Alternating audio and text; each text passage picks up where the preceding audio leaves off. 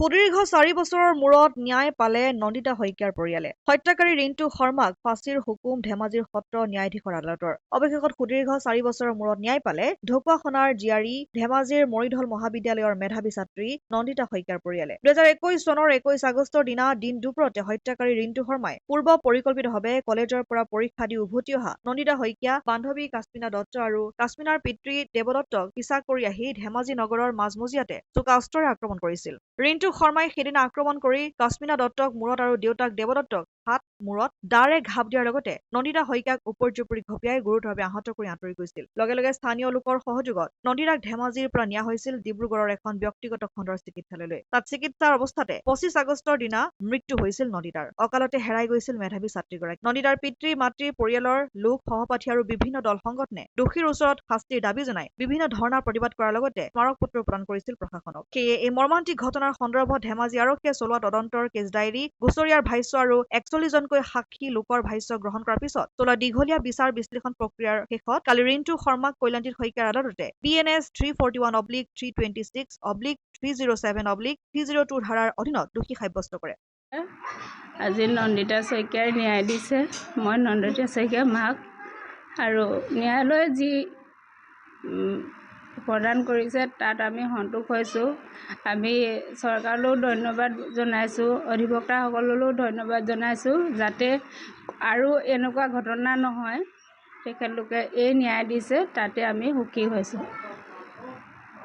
তাৰ কাৰণে মহামান্য আদালতক ধন্যবাদ জনাইছোঁ আৰু সকলো কৰ্মকৰ্তাকো ধন্যবাদ জনাইছোঁ। আমি যিটো বিচাৰিছিলোঁ আমাৰ সেইমতে আপোনালোকে এই ৰায় দিয়াৰ কাৰণে আপোনালোকৰ আমি অশেষ ধন্যবাদ জনাইছোঁ আৰু আমাৰ মৃতকৰ আত্মায়ো আজিৰ পৰা শান্তি পাব বুলি আমি আশা ৰাখিছোঁ। মাননীয় আমাৰ ধেমাজি ছেছন কোৰ্টৰ ন্যায়াধীশক পহিলা সন্মান জনাইছোঁ। ভগৱানৰ ওচৰত এইটোৱেই প্ৰাৰ্থনা জনাইছোঁ, তেখেতে আৰু অকণমান ভগৱানে শক্তি দিয়ক, তেখেতৰ এনেধৰণৰ কাম কাজখিনি কৰিবৰ কাৰণে।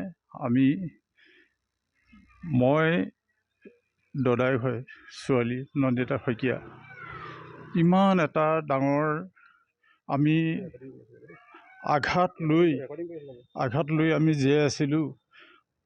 আজি আমি ন্যায়াধীশে যিটো ৰায় দিলে সেই ৰায়দানক আমি সন্মান জনাইছোঁ আৰু উকিল সন্থালৈ সকলোকে সন্মান জনাইছোঁ। মহামান্য আদালতক বহুত সন্মান জনাইছোঁ। ভগৱন্তই তেখেতক আৰু কাম কৰিবৰ কাৰণে উৎসাহ উদ্দীপনা যোগাওক।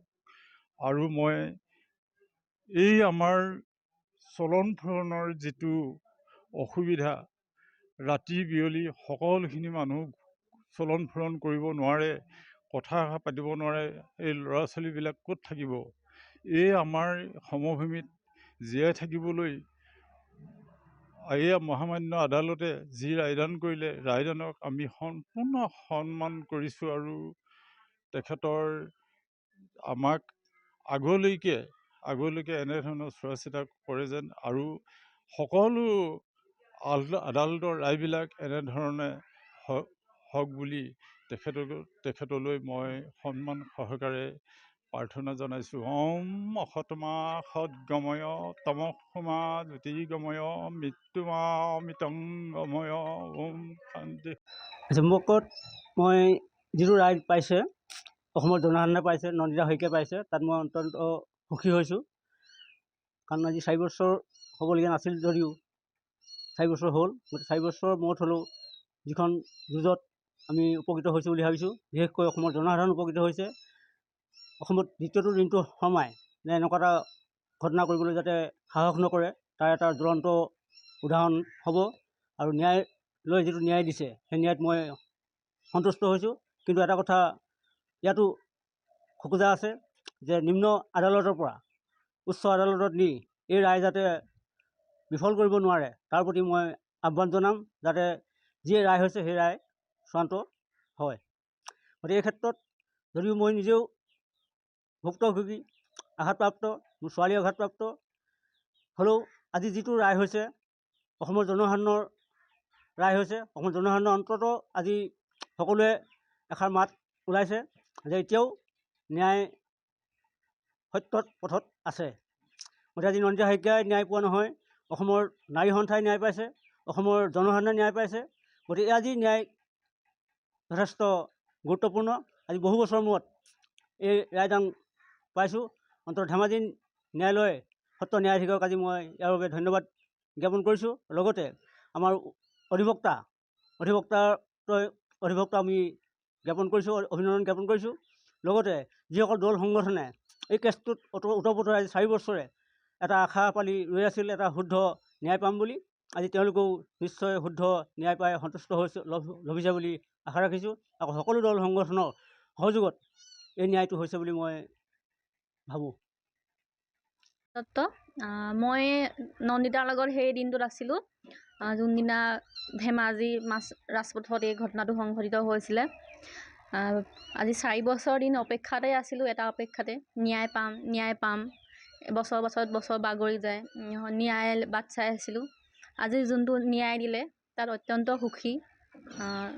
তাৰ কাৰণে ধেমাজি আদালতক ধন্যবাদ জ্ঞাপন কৰিছোঁ। যোনটো ন্যায় দিলে, হয়তো আমি যোনটো বিচাৰি আছিলোঁ মনে প্ৰাণে সেইটোকে পাইছোঁ। আজিৰ দিনটোত মই তাইক বহুত মনত পেলাইছোঁ। তাইৰ লগত পাৰ কৰা সেই শেষৰ মুহূৰ্তটো মনত পৰিছে, যেতিয়া আমি এম্বুলেঞ্চত গৈছিলোঁ আৰু তাই গৰম পানী মোৰ ফ্লাক্সত আছে সেয়া দে বুলি কৈছিলে শেষ মুহূৰ্তত। তাৰ পাছত আৰু মই তাইক দেখা নাপালোঁ, মাত খাও শুনি নাপালোঁ।